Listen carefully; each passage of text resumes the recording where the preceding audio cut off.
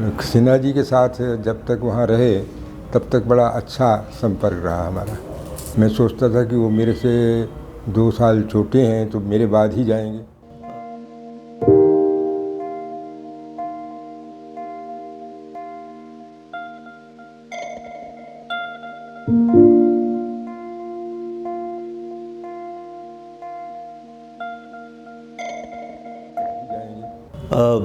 मित्रों, जैसा कि आपको विदित ही है कि हम अलग अलग लोगों से मिल रहे हैं और गुरुदेव डॉक्टर हिम्मत सिंह सिन्हा जी के विषय में उनके संस्मरण, उनकी बातें और उनका आकलन दर्ज कर रहे हैं।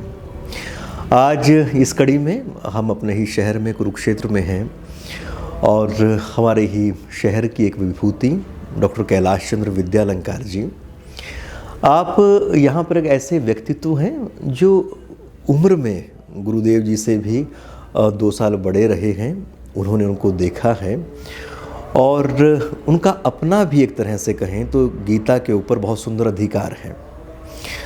तो आइए उनकी बहुत पुरानी स्मृतियों के साथ उस कालखंड में पहुंच जाते हैं और वहाँ पर डॉक्टर सिन्हा के विषय में कुछ बातें जानते हैं।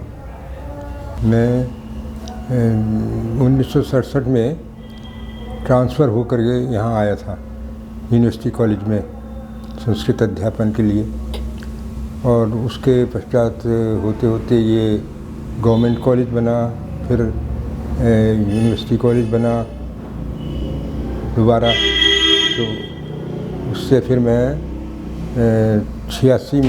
1986 में रिटायर हुआ यहाँ से। सिन्हा जी से मेरा परिचय यहाँ आने पर ही विशेष रूप से हुआ, यद्यपि मुझे जहाँ तक स्मरण है कि वो गवर्नमेंट कॉलेज भटिंडा में थे यहाँ आने से पहले। वो मेरे से पहले आ गए यहाँ पर और मैं बाद में इधर आया।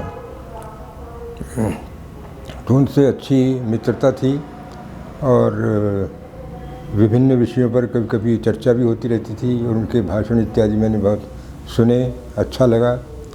और दर्शन शास्त्र के विशेष रूप से वो विद्वान थे ही, भारतीय और पाश्चात्य दोनों दर्शन का मिश्रण उनके अंदर विद्यमान था।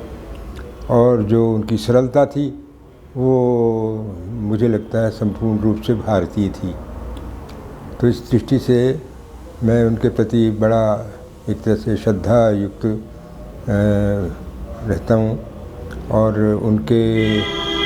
मुझे उनके जाने का बहुत अधिक एक तरह से दुख है। मैं सोचता था कि वो मेरे से 2 साल छोटे हैं तो मेरे बाद ही जाएंगे, पर वो चले गए, ईश्वर की इच्छा ऐसी ही थी। तो जो भी है, मैं भी ये सोचता हूँ कि पता नहीं कब बुलावा आ जाए और जाना पड़े, ऐसी बात है। तो इस तरह से बहुत अच्छा परिचय उनसे रहा।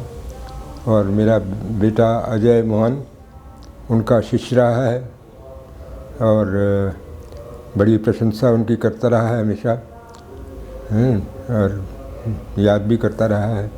उनके परिवार से इतना परिचय मेरा नहीं हुआ था। परिवार में उनका एक शायद भांजा था या वो यूनिवर्सिटी कॉलेज में पढ़ता था, तो उसके साथ मेरा परिचय अच्छा हो गया था। सिन्हा जी से बातचीत भी होती रहती थी उसके बारे में। तो इस तरह से जो सांस्कृतिक एक तरह से वार्तालाप तो उनसे होते थे, पर अधिकतर मैं उनके भाषणों में जा नहीं पाया। सन 15 तक तो मेरा था कि मैं विद्या भारती के हर उसमें जाया करता था, परंतु उसके बाद मेरी पत्नी बीमार हो गई और चल फिर नहीं सकती थी, तो इसलिए मेरा जाना आना बंद हो गया और विद्या भारती से मेरा संपर्क टूट गया।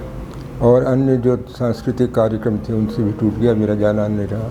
उसके बाद से फिर उनकी 18 में मृत्यु हो गई, तो मैं फिर घर में ही रहता हूँ। और अब ऐसा है कि प्रातः मैं 7 से 8 या पौने 8 तक अपना प्राणायाम इत्यादि करता हूँ और इतना समय लग जाता है, थोड़ी व्यायाम भी हो जाती है।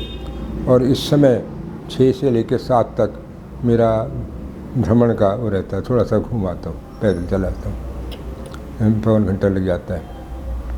तो इस तरह से मेरा अपना जीवन तो है, पर सिन्हा जी के साथ जब तक वहाँ रहे तब तक बड़ा अच्छा संपर्क रहा हमारा। मेरा उनसे मिलना तो यूनिवर्सिटी कैंपस पर ही हुआ और उनके भाषण भी सुने, तो बड़ा अच्छा एक तरह से प्रभाव था मेरे ऊपर उनका, कि बड़े विद्वान और चिंतक हैं। तो इस प्रकार से था। और साथ में वो जब एक आंदोलन हुआ था, जेल इत्यादि जाना पड़ा था, इनके साथ थे दूसरे, नाम मैं भूल रहा हूँ उनका, तो वो तो गए थे और कई सारे और भी लोग गए थे जेल में। तो पर ये सक्रिय थे काफ़ी उस समय भी, सिन्हा जी। तो इस तरह से उनसे परिचय हमारा चलता रहा और अब समाप्त हो गया। गीता से क्रियात्मक दृष्टि जो है कि जीवन जो है वो कर्म में रहना चाहिए, और कर्म के लिए जैसा कि उसमें गीता में है भी और उनका भी दृष्टिकोण था कि मनुष्य कर्म में है और हर जीवन के हर एक भाग में उसके निश्चित कर्म हैं। जैसे उन्हीं को हम धर्म कह देते हैं।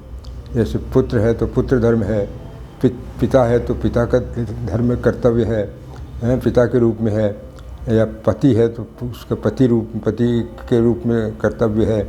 तो ये जो विभिन्न और समाज के प्रति कर्तव्य है, इन सब जो कर्तव्य हैं, उनको ही एक तरह से धर्म मतलब कहा जाने लगा है। तो उन कर्तव्यों में जो एक रूखापन सा आ गया कि नहीं ऐसा ही करना है, तो वो धर्म के रूप में नहीं कहा जा सकता। उन कर्तव्यों को विवेक के द्वारा निश्चित करना है कि कौन सा हमारा धर्म जो है, हमारा कर्तव्य है, वो हमारा धर्म बन सकता है। उस समय अर्जुन के सामने भी यही था कि 2 प्रकार के कर्तव्य थे, एक अपने परिवार के प्रति, एक शत्रु के प्रति, एक ये कि हमें अपना अधिकार मिलना चाहिए। ये 3 प्रकार के कर्तव्य थे, उनमें से किसको चुनना है।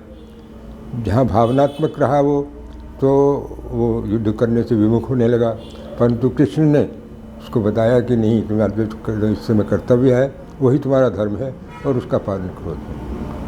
तो ये ऐसा उनका भी दृष्टिकोण था, सिन्हा जी का भी। मेरा अपना विचार जो है वो ये है कि अनंत चेतना जो है वो ईश्वर है, जो इस सारे संसार को चलाता है।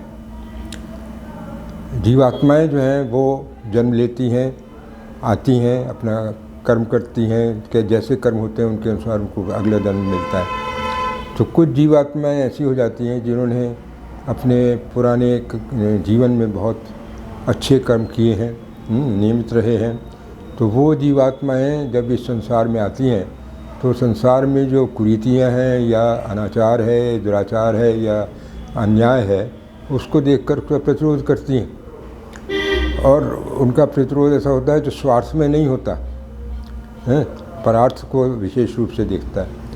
और वही आत्माएं जो हैं वो हम जनता के लोग जो हैं उन्हें देवता के रूप में मानने लगते हैं कि ये देवता ही हैं, और देवता होते होते वो फिर धीरे धीरे ईश्वर के अवतार माने जाने लगते हैं।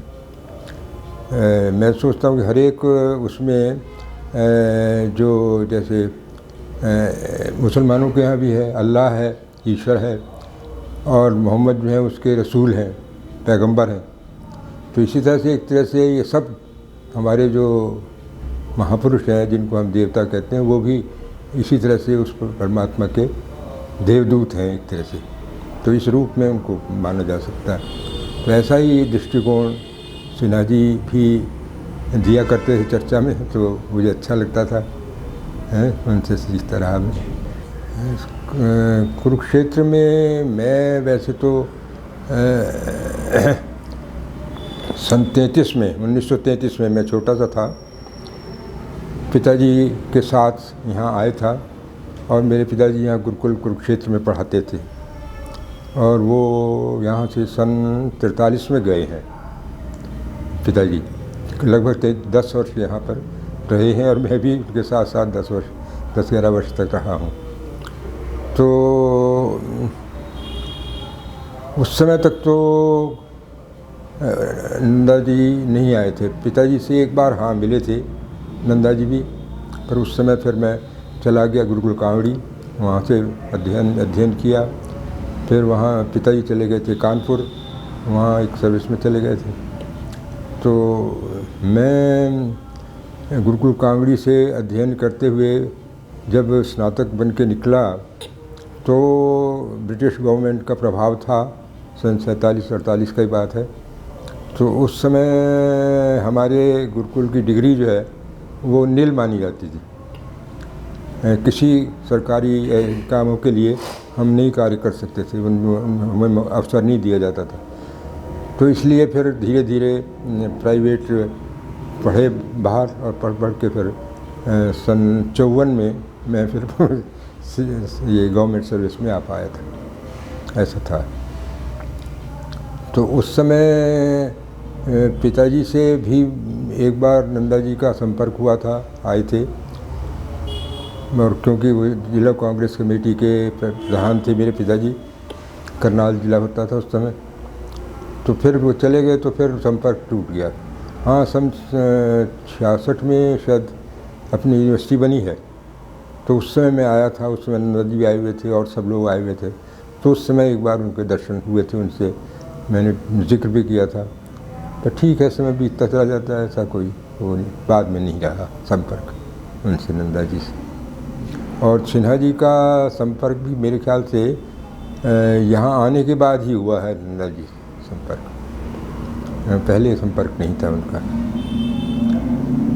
तो अच्छा था क्योंकि नंदा जी ने कुरुक्षेत्र के लिए काम किया और सिन्हा जी भी उसके पक्ष में थे कि उसका एक तीर्थ के रूप में विकसित होना चाहिए, तो उनका संपर्क ज़्यादा बढ़ता चला गया, ऐसा रहा। एक अच्छा पवित्र व्यक्तित्व उनका था और बड़े अच्छे विचार युक्तियुक्त थे, उसमें अंधविश्वास की जगह नहीं थी, ऐसा मैं उनसे के लिए कह सकता हूँ सिन्हा जी के समय में।